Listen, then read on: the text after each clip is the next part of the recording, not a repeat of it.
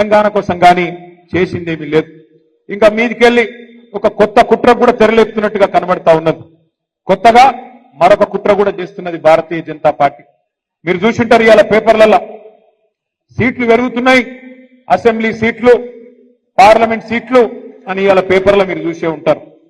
కానీ అందులో కూడా ఏదో కుట్ర జరుగుతున్నట్టుగానే కనబడతా ఉన్నది.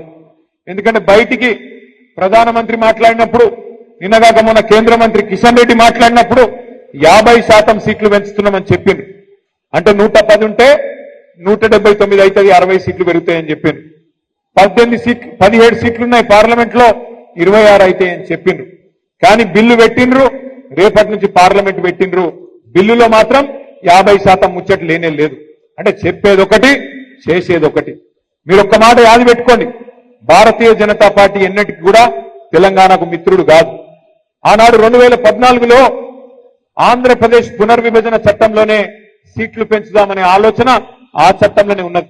కానీ ఆ చట్టాన్ని తుంగలో దొక్కిందే భారతీయ జనతా పార్టీ.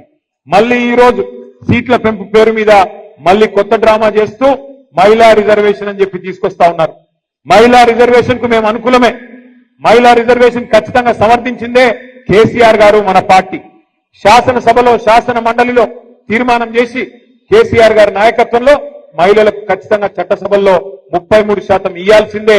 మేము ఇక్కడ మార్కెట్ కమిటీలో ఇచ్చినాం, స్థానిక సంస్థల్లో 50% ఇచ్చినాం, మీరెందుకు ఇయ్యరు అని చెప్పి శాసనసభలో, శాసన మండలిలో తీర్మానం చేసి పంపిందే కేసీఆర్ ప్రభుత్వం, బీఆర్ఎస్ పార్టీ.